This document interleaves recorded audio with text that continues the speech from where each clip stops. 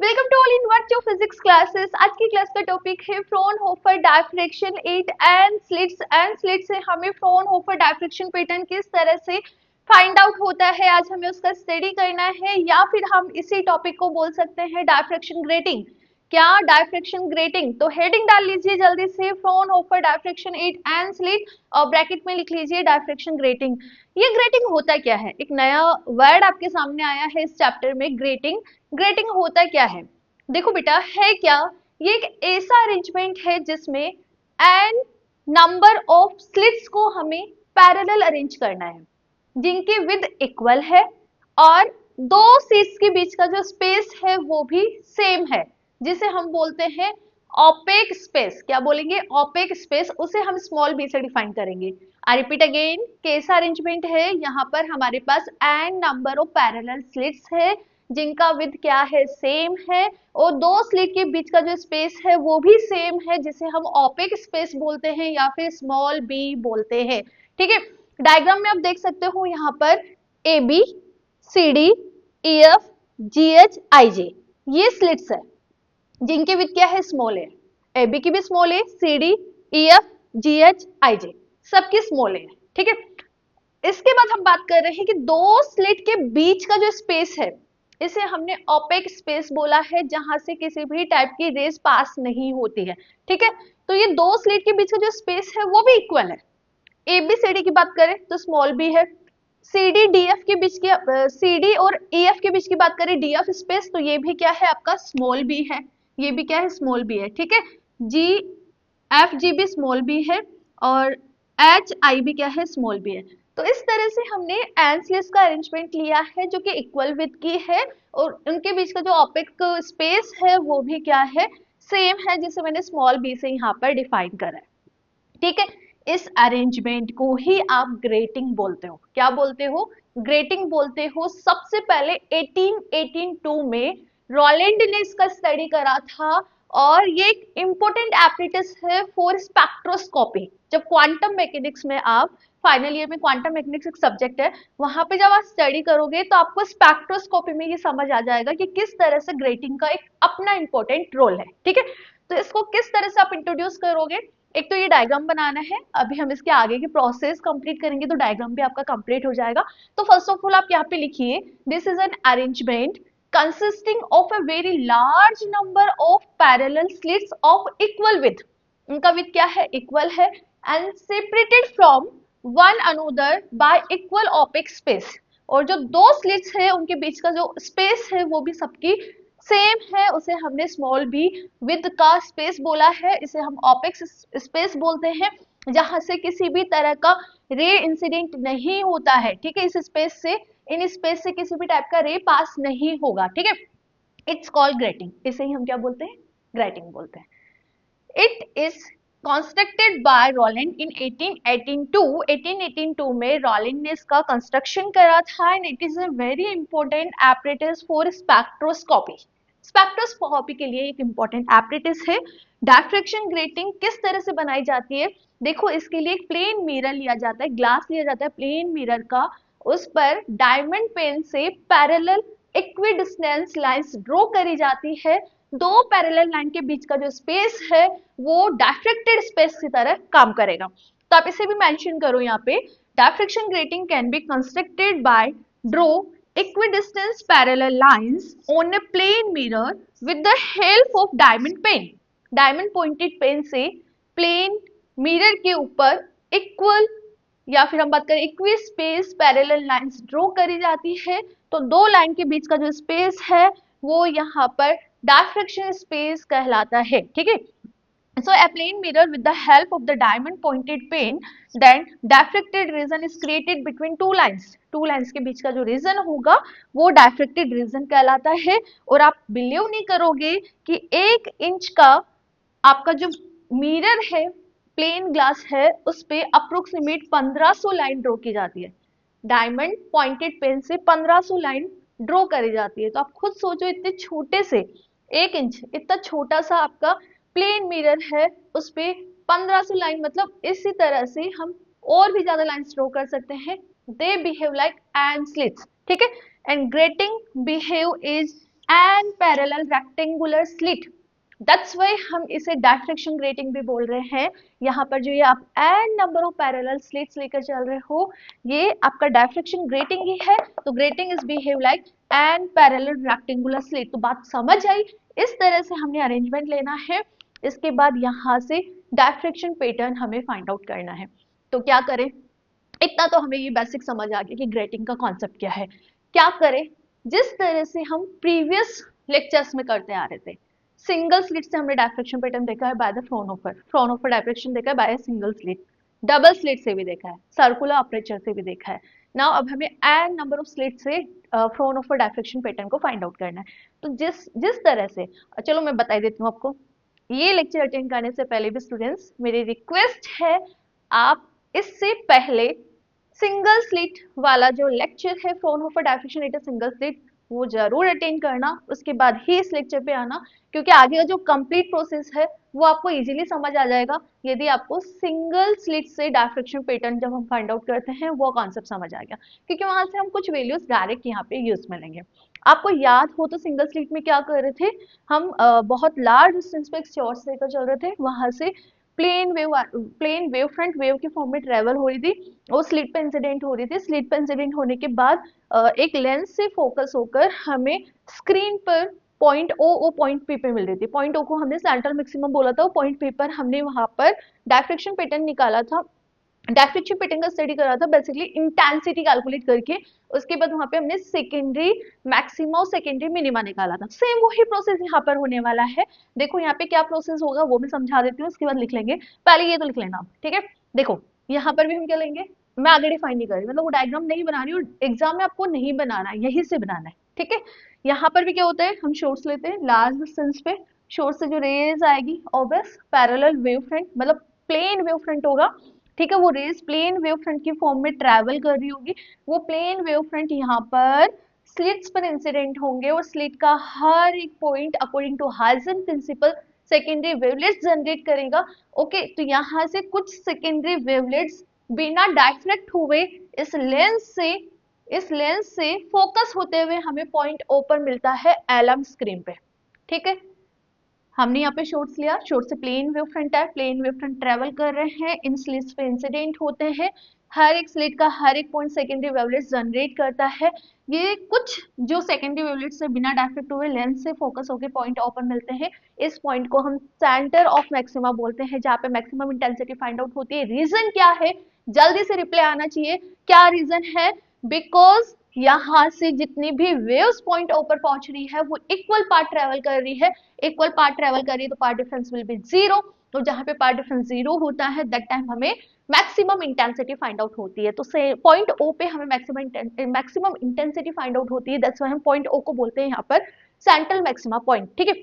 तो इस तरह से एक वेवलेट्स का, या हम बात करें एक सेकेंडरी वेवलेट्स का क्या बोलते हैं पैकेट पॉइंट ओपर मिल रहा है। सिमिलरली यहाँ से जो कुछ वेव्स है वो थीटा एंगल से डायफ्रेक्ट होती है। मैं अनोदर कलर पेन से बना रही हूँ, ठीक है। यहाँ पे कुछ वेव्स है वो थीटा एंगल से डायफ्रेक्ट होती है, थीटा एंगल से ये डायफ्रेक्ट हो रही है, ठीक है। इस तरह से थीटा एंगल से डायफ्रेक्ट होकर इस लेंस से फोकस होकर हमें स्क्रीन पर पॉइंट पी पर मिलती है, ठीक है। तो इस तरह से सेकेंडरी वेव का एक सेट हमें थीटा एंगल से डायफ्रेक्ट होकर कहाँ मिल रहा है, पॉइंट पी पर मिल रहा है। इस पॉइंट पी पर हमें डायफ्रेक्शन पैटर्न का स्टडी करना है। यहाँ पर भी हमें मिनिमम और मैक्सिमम पॉइंट्स मिलेंगे और वो ही हमें यहाँ पर कैलकुलेट करना है। Basically secondary maxima secondary minima calculate करने की प्रोसेस क्या रहेगी, सबसे पहले आप इंटेंसिटी कैलकुलेट करोगे, इंटेंसिटी कैलकुलेट करने के लिए पार्ट डिफरेंस पता होना चाहिए, पार्ट डिफरेंस के बाद हम फाई कैलकुलेट करेंगे, फाई कैलकुलेट करने के बाद हम रिजल्टेंट एम्पलीट्यूड निकालेंगे। एम्पलीट्यूड हमें पता लग गया तो I equal to R square, intensity हमें पता लग गई, इंटेंसिटी पता लग गई, उसके बाद हम सेकेंडरी मैक्सिमा और सेकेंडरी मिनिमा कहाँ हमें फाइंड आउट होता है उसका पता लगा लेंगे, ठीक है। तो बेटा अभी तक ये आप लिखिए। नाउ अब हम इसकी वर्किंग प्रोसेस की बात करते हैं। Now a plane wave front of wavelength lambda incident normally on grating, इस ग्रेटिंग पे हम प्लेन वेव फ्रंट को इंसिडेंट करते हैं। ओके तो क्या होगा, अकॉर्डिंग टू हाइजेन प्रिंसिपल इस स्लिट का हर एक पॉइंट सेकेंडरी वेवलेंथ जनरेट करेगा। So according to Huygens principle every point on each slit emits secondary wavelets in all direction, all direction के अंदर यहाँ पे सेकेंडरी वेवलेट्स क्या होंगे, इमिट होंगे। और कुछ जो सेकेंडरी वेव्स है वो बिना डायफ्रेक्ट हुए लेंस से फोकस होकर पॉइंट ओ पर हमें मिलेंगे, जहां पर मैक्सिमम इंटेंसिटी होगी, और इस पॉइंट को आप सेंट्रल मैक्सिमा बोलोगे। The secondary wave fronts which go undiffracted travel equal distance before focused at point O on the element screen, and point O is the point of central maxima. Why? Because path difference क्या होगा यहाँ पे, race का zero होगा, equal path travel कर रही है। And the sum of the secondary wavelets diffracted by an angle theta and focus at point P on the screen. कुछ जो यहाँ पर वेवलेट्स है वो थीटा एंगल से डायफ्रेक्टेड होकर पॉइंट पी पर फोकस होते हैं, जहां पर हमें इंटेंसिटी कैलकुलेट करनी है। तो क्या करें, देखो इंटेंसिटी किस तरह से हमें कैलकुलेट करना है। For this we use the concept of Fraunhofer diffraction at a single slit. लिख लिया आप इसके लिए, इसके बाद आगे क्या लिखोगे, for this we here we calculate, यहाँ पे लिखो now we calculate, now we calculate intensity at point P. ठीक है, इस पॉइंट पी पर हमें इंटेंसिटी कैलकुलेट करनी है। तो इसके लिए क्या करें, we use concept of Fraunhofer diffraction at a single slit, Fraunhofer diffraction at a single slit. How, कैसे यूज में लेना है, देखो इसके लिए हम क्या करेंगे, यहां हम क्या करेंगे, Fraunhofer diffraction as an single slit consider करके चलेंगे। कैसे, हमने यहाँ पे कंसीडर कर लिया कि यहाँ पर S1 सोर्स है दोनों स्लिट के बीच में, यहाँ पर S2 सोर्स है, यहाँ पे S3 सोर्स है, यहाँ पर S4 सोर्स है। इस तरह से हमने क्या करा है, कंसीडर कर लिया कि S1 S2 S3 S4 या S and number of sources in slit के मिड में सिचुएटेड है। ठीक है, तो ये सिंगल स्लिट की तरह बिहेव करेगा, ये सिंगल स्लिट की तरह बिहेव करेगा, ये सिंगल स्लिट की तरह बिहेव करेगा। इंडिविजुअल स्लिट एक सिंगल स्लिट की तरह बिहेव करेगी। ठीक है, तो वहां पे एम्पलीट्यूड हमने कैलकुलेट करा था, वहां से मैं डायरेक्ट यूज में ले रही हूँ। Then the amplitude of single slit कितना आ रहा था, याद है क्या आपको, एम्पलीट्यूड ऑफ सिंगल स्लिट हम वहां पे डिफाइन कर रहे थे A naught sine alpha upon alpha, equation 1 देना इसको, और अल्फा हमने वहां पे डिफाइन करा था, एंड अल्फा अल्फा हमारे पास क्या वैल्यू आ रही थी, याद है क्या, पाई स्लिट की बीच की विद यहाँ पर क्या है, small A, sign theta is divide by lambda, ये वैल्यू हमारे पास अल्फा की आ रही थी। ठीक है, तो ये हमें एक सिंगल विथ की वजह से पता है कि सिंगल स्लिट की वजह से पता है कि सिंगल स्लिट की वजह से फ्रॉनहोफर डायफ्रेक्शन के लिए पी पॉइंट पे इंटेंसिटी ये होता है। नाउ हमने क्या करा है, एन नंबर ऑफ स्लिट्स लिया है, तो एन नंबर ऑफ स्लिट्स के लिए इस पॉइंट पी पर इंटेंसिटी क्या होगी, उसको हम यहाँ पर कैलकुलेट करेंगे by using the polygon method. Polygon method क्या है उसको अच्छे से समझना, हम एक एक स्टेप करेंगे और बहुत नीट एंड क्लीन करेंगे, सब समझ आएगा आपको। ठीक है, बस लेक्चर में एंड तक बने रहना आप। ये हमने सिंगल स्टेट की वजह से निकाल लिया। सो नाउ अब हम क्या करें, four calculate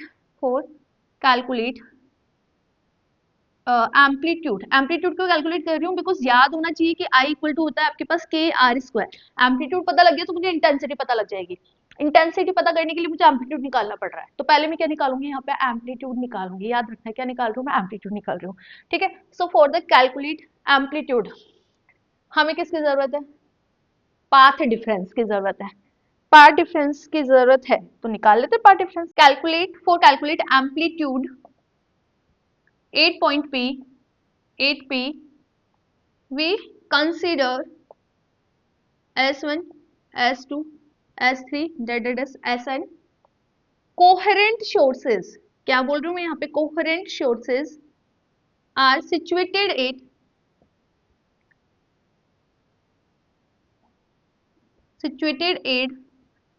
at mid point of slit इन स्लिट के मिड पॉइंट के अंदर, मिड पॉइंट पर सिचुएटेड है। So now first of all we calculate path difference. So for calculate path difference, सबसे पहले आप इसमें लिखो पाथ डिफरेंस, यहाँ पे लिखो आप पाथ डिफरेंस। पाथ डिफरेंस कैसे कैलकुलेट करें, for calculate the path difference, for calculate the path difference, revise करूंगी मैं भी, आपको स्टेप्स याद हो जाएगी। For calculate the path difference पहले लिखो अभी आप, है ना, for calculate the path difference we draw A perpendicular from S1 to wave S2P। अब हमें क्या करना है, S1 से एक परपेंडिकुलर ड्रॉ करना है। तो यदि मैं ये परपेंडिकुलर ड्रॉ करूंगी तो हमारे पास पाथ डिफरेंस आ जाएगा ना। तो ये मैंने एस एन परपेंडिकुलर यहाँ पे ड्रॉ कर दिया। तो S2n हम कैलकुलेट कर लेते हैं। ये S2n ज्यादा पार्ट ट्रेवल कर रही है सेकंड वाली रे, ठीक है। तो S2n यहाँ पर क्या है, पार्ट डिफरेंस, ठीक है। तो for calculate the part difference we draw perpendicular S1n to the wave S2P, ठीक है। तो हमने परपेंडिकुलर ड्रॉ करा तो ये कितना हुआ आपका 90 डिग्री, ठीक है। तो हम यहाँ पर ये एंगल कितना है आपका थीटा, तो हम यहाँ पे लगा दें साइन थीटा इक्वल टू आपका क्या होगा, यहाँ पर आपका ट्राइंगल इस तरह से बन रहा है, this is S1 this is S2 और ये S1 और S2 के बीच की डिस्टेंस कितनी है बता सकते हो क्या? हमने मिड पॉइंट में रखा है, मिड पॉइंट में रखा है और ये यहाँ पर आपका B है और ये B और C, मतलब ये स्मॉल b आ गया आपका। एक मिनट बेटा, यहाँ पे हमने S1 को रखा है, यहाँ पे B पॉइंट है, तो ये कितना हुआ a/2 ना। ये टोटल A है तो S1 भी कितना हुआ a/2।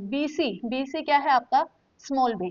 इसके बाद ये वापस हमने A लिया है तो यहाँ पर C से S2 का मतलब कितना हुआ a/2।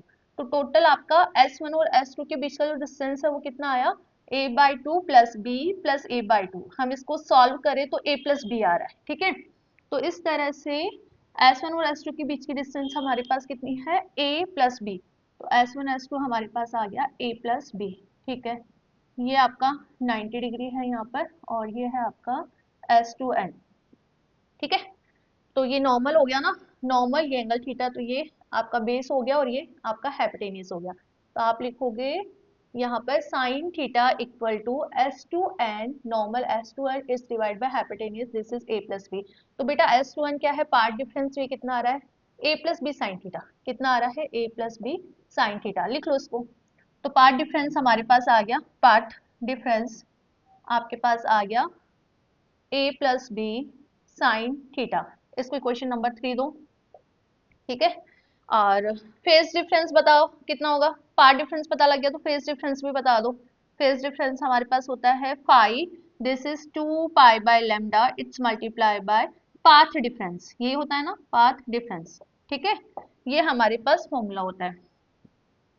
So phi equal to कितना आया 2 pi by lambda, its multiply part difference है बेटा a plus B sine theta, ठीक है। And we consider this is equal to 2 beta, and beta यहाँ पे अगेन कांस्टेंट होता है, ठीक है। तो अगेन कांस्टेंट है तो बीटा यहाँ से कितना आया pi a plus B sine theta is divide by lambda. याद रखना अल्फा की वैल्यू बीटा की वैल्यू क्वेश्चन नंबर 4 दो, ये याद होनी चाहिए। क्यों? क्योंकि हम आगे जब यहाँ पे सेकेंडरी मैक्सिमा पॉइंट निकालेंगे, सेकेंडरी मिनिमा पॉइंट निकालेंगे तो वहाँ पे डायरेक्ट यूज में लेंगे, ठीक है। तो बेटा हमने यहाँ तक निकाल ली। नाउ अब हमने क्या कैलकुलेट करना है, टोटल एम्पलीट्यूड कैलकुलेट करना है एंड स्लिट से पॉइंट पी पर। टोटल एम्पलीट्यूड कैलकुलेट करने के लिए हम यहाँ पर यूज करेंगे पॉलीगॉन मेथड, ठीक है।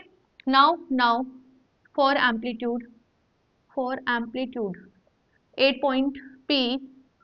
8 point P we use polygon method।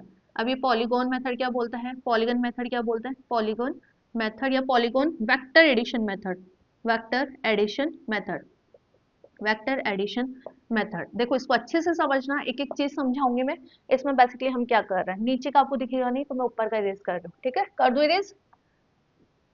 देखो अब पॉलीगॉन मेथड में हमने क्या करना है, हम डिफाइन कर देते हैं कि S1 स्लिट की वजह से क्या एम्पलीट्यूड है, S2 स्लिट की वजह से क्या एम्पलीट्यूड है, S3 स्लिट की वजह से क्या एम्पलीट्यूड है। फिर उसके बाद वेक्टर एडिशन का कॉन्सेप्ट हम यहाँ पे अप्लाई करेंगे। So here we consider, now we consider amplitude of slit 1, amplitude of slit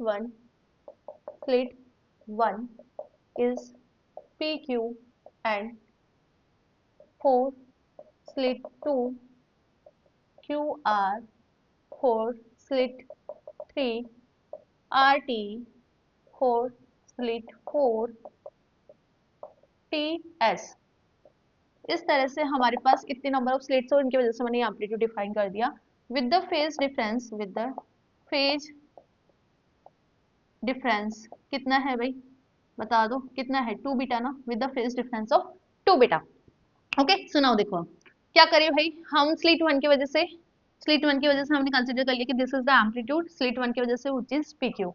now slit 2 की वजह से है आपका, थोड़ा सा नीचे बनाती हूँ मैं, डायग्राम अच्छा बनेगा अपना। ये पी क्यू है स्लिट 1 की वजह से एम्पलीट्यूड, ठीक है। स्लिट 2 की वजह से है आपका एम्पलीट्यूड क्यू आर, और यहाँ पे फेज एंगल आपका 2 बीटा का, ठीक है। उसके बाद थर्ड की वजह से है आर टी, इस पे आपका फेज डिफरेंस 2 बीटा, ठीक है। टी के बाद हमने लिया एस, यहाँ पे 2 बीटा का है। इसके बाद हमने ले लिया यू, इस तरह से 2 बीटा यहाँ पे फेज है, यू है, तो इस तरह से।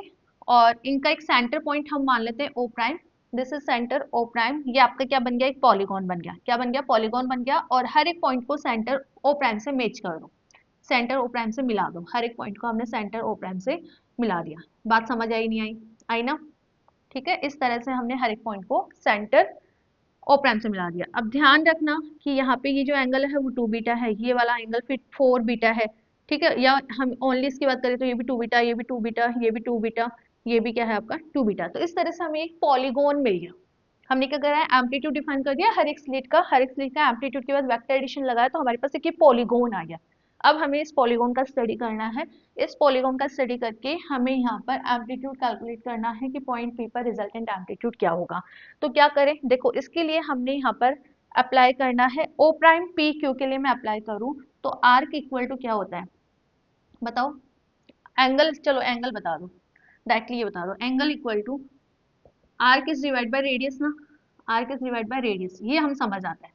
एंगल कितना है बेटा, यहाँ पे 2 बीटा, तो मैं यहाँ पे बोल सकती हूँ कि 2 बीटा इक्वल टू आर्क कितना है आपका, आर्क कितना है P Q, P Q only मैं इस वाले पार्ट की बात कर रही हूँ, ओ प्राइम पी और क्यू वाले की, ठीक है। अपॉन रेडियस कितना है यहाँ पे ओ प्राइम पी, ये लो ओ प्राइम पी, ठीक है। तो पी क्यू क्या है आपका एम्पलीट्यूड, तो यहाँ से हमारे पास फर्स्ट रे का एम्पलीट्यूड पी क्यू निकल कर आ रहा है, पी क्यू निकल कर आ रहा है ओ प्राइम पी 2 बीटा। अब हम यहाँ पे एक मैथमेटिकल कॉन्सेप्ट यूज में ले रहे हैं, if angle is very small, angle is very small, तो आप क्या बोलते हो, मेनी ऑफ टाइम यूज में लिया हमने कि 2 बीटा इक्वल टू किसके बराबर होगा, साइन 2 बीटा के बराबर होगा, ठीक है। तो we put O prime P, इसको हम लिख सकते हैं साइन 2 बीटा, क्या लिख सकते हैं हम, साइन 2 बीटा। अब साइन 2 बीटा को आप क्या लिख सकते हो, O prime P 2 sine beta cos beta लिख सकते हैं।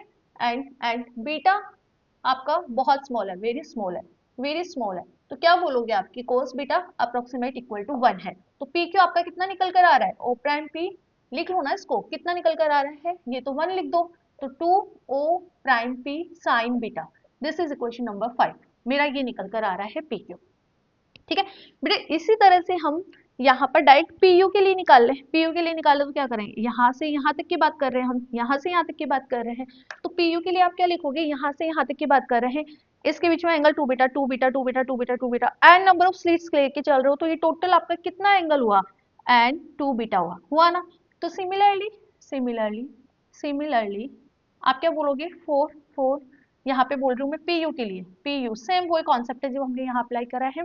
पीयू के लिए आपके पास कितना आएगा 2 O prime P sine N beta आएगा, क्या आएगा, this is equation number 6 N beta, क्योंकि टोटल एंगल यहाँ पर क्या है साइन, टोटल एंगल यहाँ पर कितना है 2 एन बीटा है, तो यहाँ पर आप लिखो सिंप्लीफाई कर लेना, तो आपके पास साइन एन बीटा इस तरह से ये एक्सप्रेशन आएगा। लिखो यहाँ पर, इसके बाद हम इक्वेशन नंबर 6 को इक्वेशन नंबर 5 से डिवाइड करेंगे। तो देखो equation number 6 divide by equation number 5, तो P U is divide by P Q कितना आ रहा है बेटा 2 O prime P sine and beta it's divide by 2 O prime P sine beta, ये कैलकुलेट होकर आ रहा है, जो कैंसिल हो रहा है कैंसिल कर दो, तो पी यू मेरे पास कितना आया, पी क्यू ये cancel, sine and beta it's divide by sine beta, ठीक है। अब देखो पी क्यू क्या है, amplitude of single slit, amplitude of first slit, amplitude of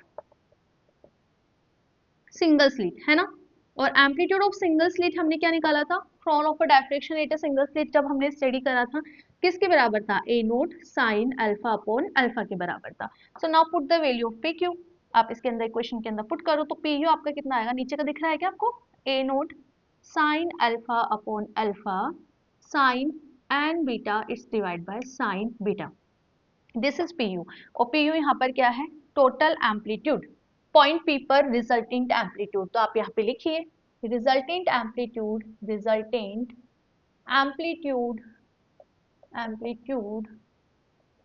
P U कितना आ रहा है अपना A naught sine alpha upon alpha sine and beta it's divide by sine beta. ये आपके पास रिजल्टिंग एम्पलीट्यूड आ रहा है। So now intensity will be intensity will be क्या होगा, इंटेंसिटी को हम आई से रिप्रेजेंट करते हैं, this is R square, amplitude का स्क्वायर। तो यहाँ पर भी आप पुट कर दो तो आपके पास आई कितना आ जाएगा, इसका स्क्वायर, तो मतलब A naught square sine square alpha upon alpha square sine and beta is divide by sine beta का square. This is value of intensity 8 point पे। This is resultant intensity, this is resultant intensity 8 point P. ठीक है, इस तरह से हमने point P पे resultant intensity निकाल ली। इंटेंसिटी के बाद अभी तो हमें इस पॉइंट पे मैक्सिमम और मिनिमम पॉइंट फाइंड आउट होते हैं इंटेंसिटी के। तो नेक्स्ट लेक्चर में हम यहाँ पर कहाँ पे हमें सेकेंडरी मैक्सिमा मिलेगा और कहाँ पे हमें सेकेंडरी मिनिमा मिलेगा, क्या कंडीशन होगी सेकेंडरी मैक्सिमा की और सेकेंडरी मिनिमा की, इसके बारे में हम डिस्कस करेंगे in the next part. Thank you.